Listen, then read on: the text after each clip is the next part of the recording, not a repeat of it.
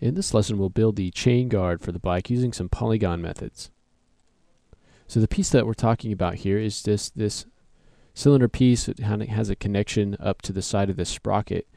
And so the idea, I think, is that this is connecting the wheel, the back wheel, to the main body of the bike, and there's some sort of mechanism in here that will connect this sort of hubless sprocket with the same type of a wheel that we have here.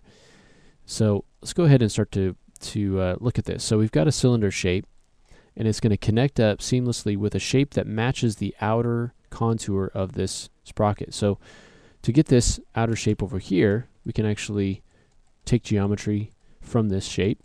So on the outer portion on the one side, let's select a few polygons coming down the side here. And let's just select 1, 2, 3, 4, 5, 6, 7, 8, and we can check and make sure that that gives us the distance that we want. It looks okay. Now we don't want to damage the geometry underneath, so instead of extracting, we'll go to Polygon Menu Set, Edit Mesh, and Duplicate Faces, and then we'll just pull this out. I want to have a little bit of a gap there, right between those. Now this is still kind of in the same hierarchy, so in our outliner, we'll go ahead and hit Shift P to pull that out. All right. The next thing we want to do is to create that cylinder shape. So we'll start with the polygon cylinder. And go ahead and pop that into position. We need to rotate it so the pole is pointing towards us. And we'll move it into position here. All right, so now we want to look between this line, and we want to get the same number of faces on this cylinder that we have on this larger piece.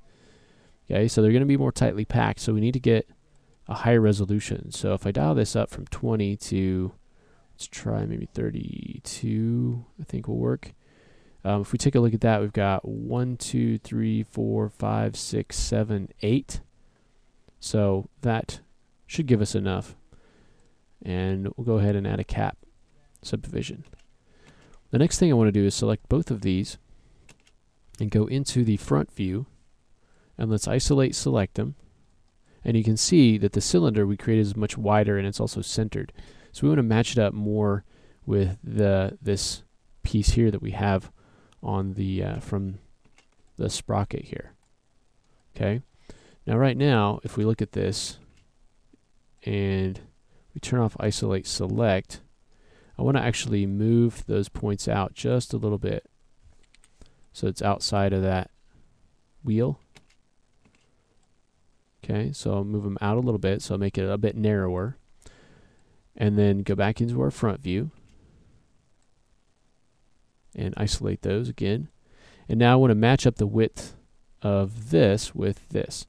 To do that, I'll just right click, go to vertex, so go into component mode, select all the vertices on this right side. I'm going to hit V to snap those, and I'll snap them right, those points there. Same thing over here. So now we have them the same width. Okay. Now I want to take this piece and just extrude it. So go into the options, let's reset those. Just do an extrude, and I'm just going to pull this out just a very little bit. Okay. And we go into the side view. I've got those faces selected. I'm going to scale them down in the Y and move them out here. Okay. So something like that. Now let's go ahead and select both of these pieces and do a mesh combine. So now that they're part of the same piece of geometry. Now I want to do a bridge. So I want to create geometry between this piece and this piece. So to do that, I'm going to select the same number of faces. So we've got 8 faces here. And then I'm going to go in and select the faces here. So we've got 1 there, 2, 3, 4, 5, 6, 7, 8. Okay. Now we want to go up to Edit Mesh, and let's do a bridge. We'll open up the options. I want to do a smooth path plus curve, and we'll add a few divisions in there. Okay.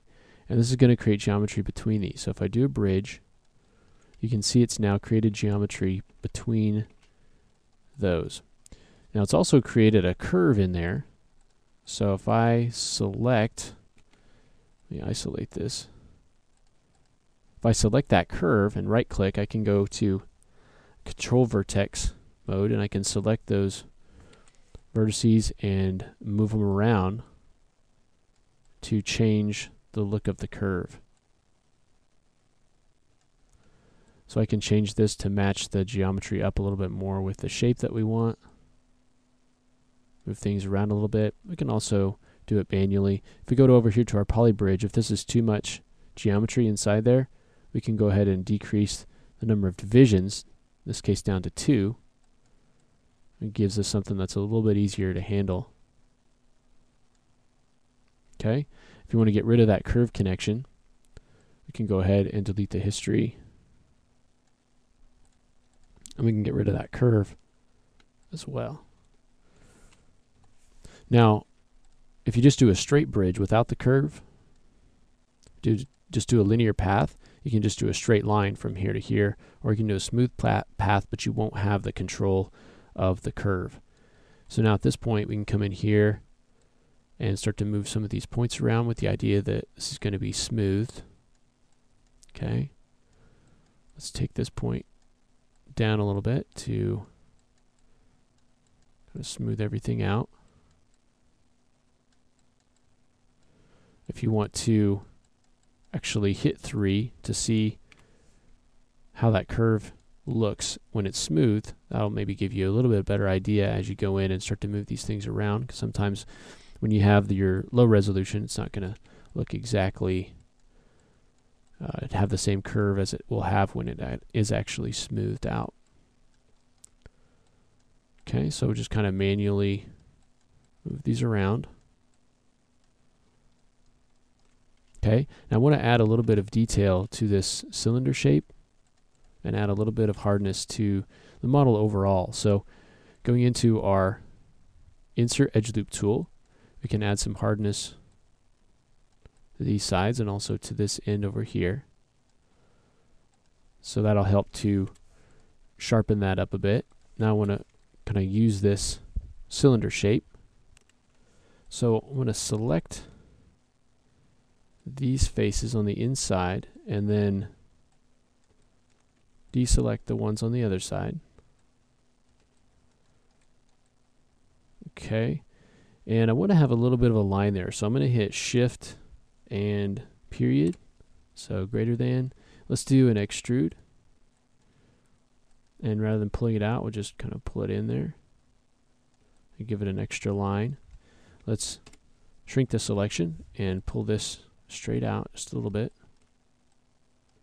Okay, do another extrude just on those polygons there. We'll just extrude those in. Repeat that extrude, push it in a little bit more. And each of these extrudes is essentially adding one of those edge loops instead of going in and using our Insert Edge Loop tool to do that. Alright, and any time you can check that by just smoothing it out and seeing what that looks like. So that's kind of the shape that I want to get in there. We got kind of a crease right there for that line, and then have it come out and have a nice sharp edge there. And then this matches up with the side of the sprocket. If you want to move it closer to the sprocket, you can do that. Just come in here in the side view, select those points, and we can move it here a bit closer. It still matches up fairly well. Alright, over here on this side, I just leave that flat.